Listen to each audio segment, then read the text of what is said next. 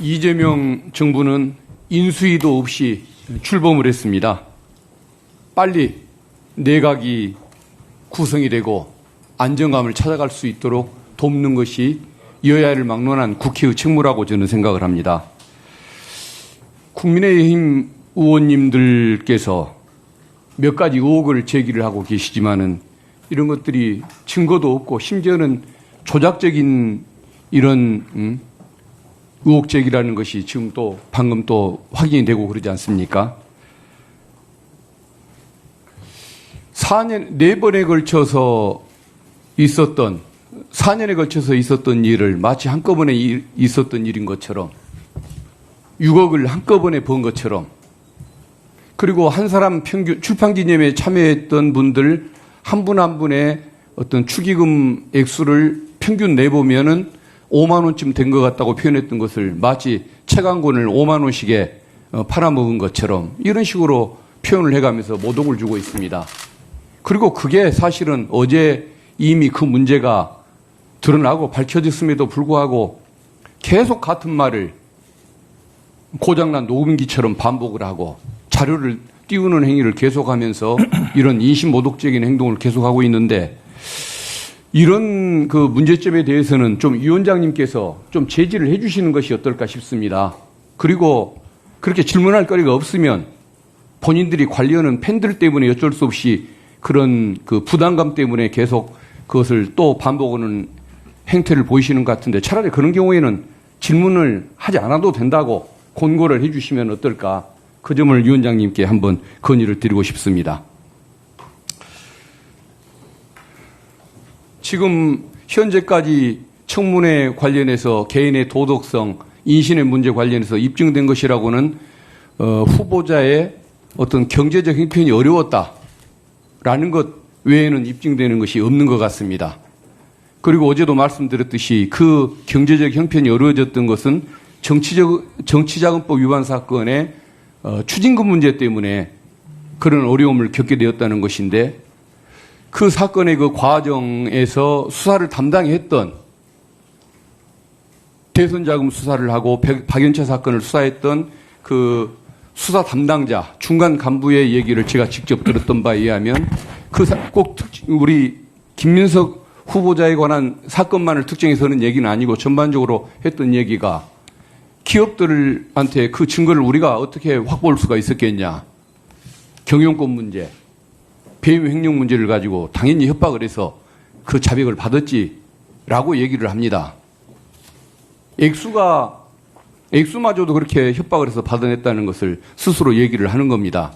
그런데 어느 그 아주 유명 그룹의 어느 회장은 머리가 나빠서 말귀를 못 알아먹길래 그것을 이해시키는데 한참 걸리느라고 애를 먹었다. 이렇게 무용담처럼 얘기하는 걸 보면서 특수부 수사가 저렇게 이루어져도 되는 것인가라는 이런 생각을 가진 바가 있었는데 그런 그 자세로 수사를 했던 사람들이 돈 액수도 이렇게 가학적인 방법으로 자백을 받아냈는데 뭐 어떤 돈을 주게 된 경위라든가 영수증 처리 경위라든가 이런 부분에 대해서 뭐 조작하는 것이 얼마나 쉬웠겠습니까?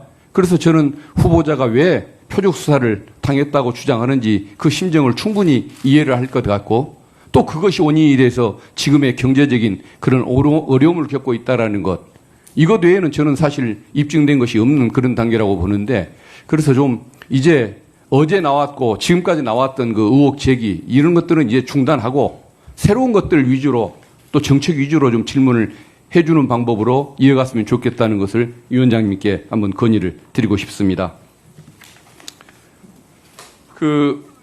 정책과 관련된 질의 하나 드리겠습니다. 저는 국무총리의 업무 중에 가장 중요한 것 중에 하나가 사회적 그 갈등을 관리하는 업무라고 생각을 합니다. 통계청에서 작년에 조사했던 자료를 보니까 우리 국민은 보수와 진보 갈등이 가장 심각하다고 느끼고 있다고 합니다. 그리고 또 작년에 대비해서, 전년도에 비해서 가장 심각해지고 있는 어떤 그 갈등의 유형은 남녀 갈등인 것 같다.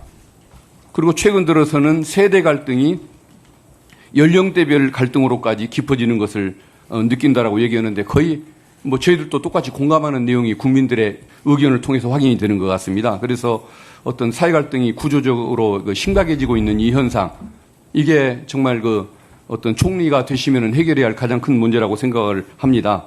그러니까 2023년도 국무조정실에서 연구 용역했던 결과에 의하면은 지난 33년간 사회 갈등으로 발생했던 총 비용이 2,628조 원이나 된다라고 그렇게 얘기하는 상황입니다. 그래서 저는 총리가 되신다면은 이 어떤 대한민국의 이런 갈등, 진영 간의 이런 갈등이라든가 남녀 간의 갈등, 세대별 갈등, 여기로 생기는 이 문제점들을 어떤 총리께서 직접 주도해서 좀 해결하는 이런 구조, 시스템, 정성 이런 것들을 좀 들어주셔야 한다는 생각이 드는데 한번 여기에 대해서 의견을 좀 말씀해 주시면 감사하겠습니다. 이재명 대통령님을 오늘 대통령까지 이르게 한 데에는 이재명 대통령님께서 성남시장과 경기도지사 시절에 보였던 적극적인 참여와 기탄 없는 토론의 유도에 의한 문제 해결의 기초가 깔려 있었다고 생각합니다. 그것이 이 정부에 이어져야 된다고 생각합니다. 이재명 대통령님과 그리고 만약에 총리가 된다면 제가 감히 말씀드릴 때 공유를 일부 하고 있다고 생각되는 것은 그러한 문제들에 대해서 적극적으로 이렇게 뛰어들고 달려들어서 조율하려는 그러한 마음가짐이라고 생각합니다.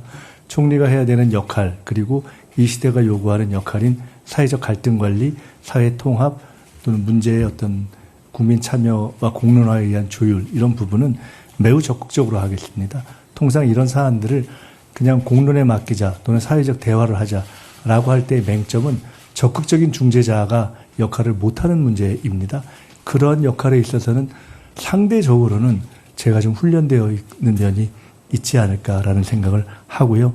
그것은 특히 지금과 같이 남녀 간의 갈등, 세대 갈등, 또 각종 지역 갈등, 더구나 정치적 갈등이 있으면서도 전통적으로 그것을 풀어야 할 정치 세력 가운데 중도 보수를 점했던 부분이 사실상 상당 정도 공백기에 접어들고 있는 이 시점에서는 더욱더 중요하다고 생각돼서 대통령님이 생각하시는 바대로 또 저도 저의 소신에 따라서 적극적으로 저와 평소에 정치적 이념이나 지형이 달랐던 부분까지도 적극 대화를 하면서 풀어가겠다는 말씀을 드리겠습니다.